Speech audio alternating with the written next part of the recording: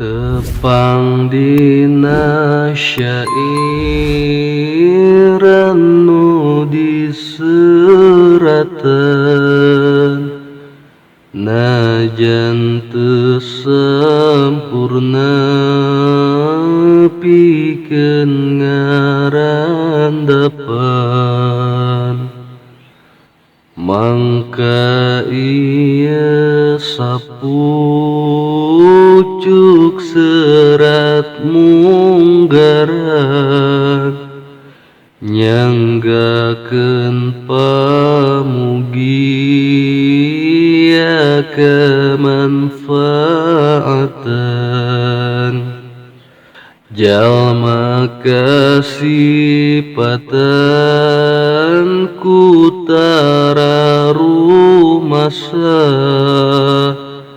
kana sadayana lalampahanana. Teu paduli najan migawe sulaya,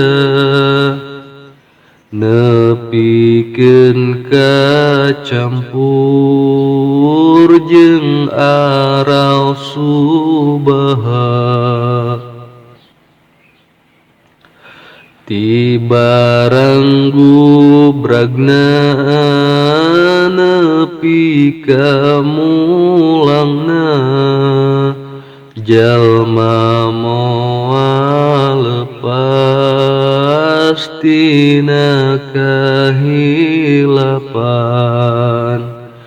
Tina laku lampah jeung sadaya ucap, salah jeung doraka siga nu geus neurap. Apan eta mangrupa sifat adami nu ditampi sangkeun urang ati-ati, di mana rek milampah perkara pasti,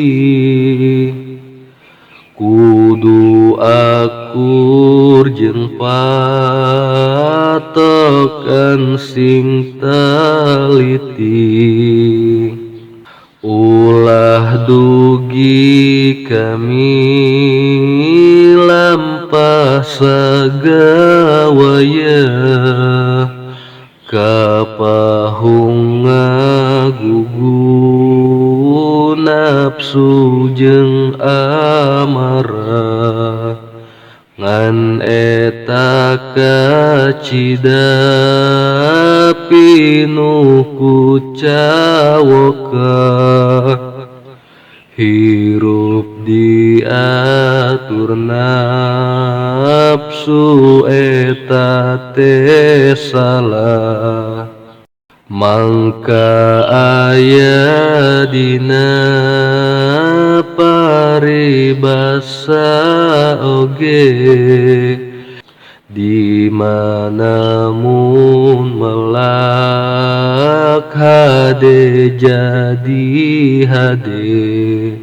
Tah kitu ka hideup ulah sing talangke, hirup geunah lamun urang sok tan wande.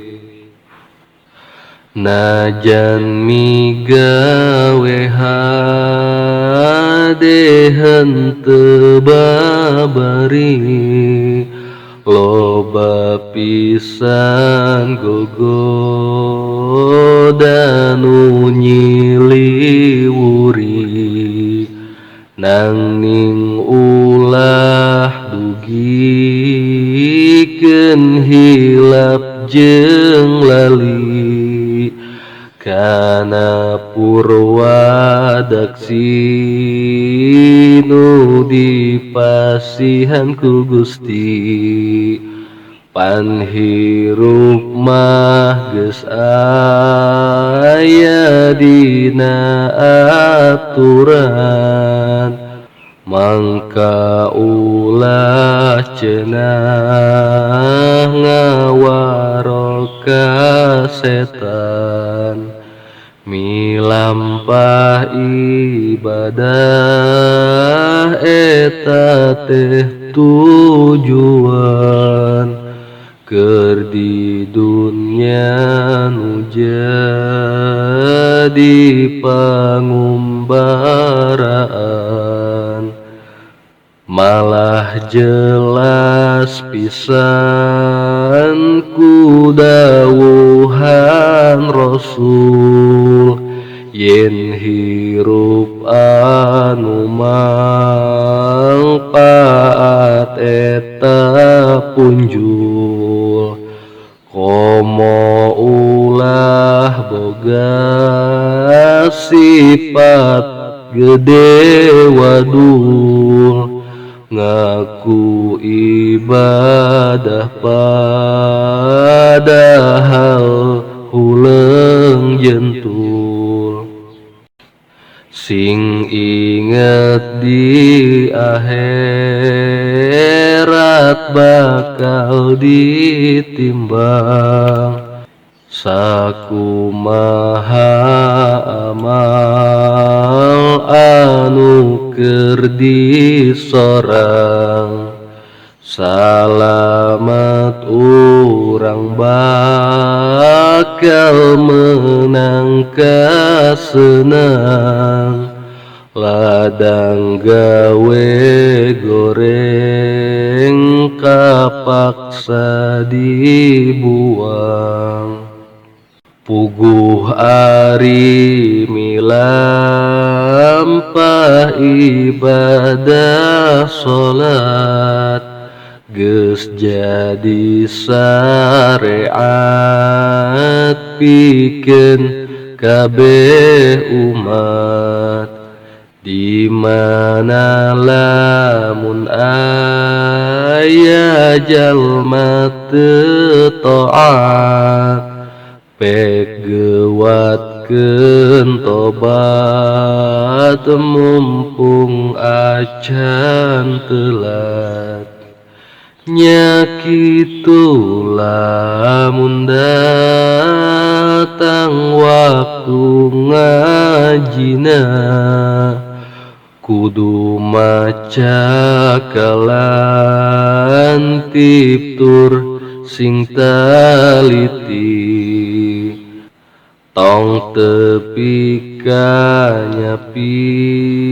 nyapirakeun ka kiai nu ngawulang pik sing ada besangkan ngerti, mangsa talabul ilmu pomatong takabur, lungguh payunan guru sing loba paur, tembongkeun hormat percaya kudu akur, ajrih kana ilmu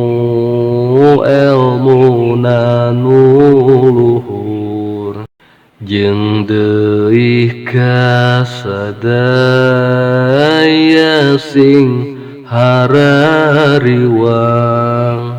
kasepuh ulah wani sentak gantawang, komo lamun budak geus wantun miwarang, duh Gusti eta teh kacida teu meunang, tah kitu arinyang harepan lalakon kudu imbang jeung tong ngarumpak tetekon pan ku Gusti gedi paparin papagon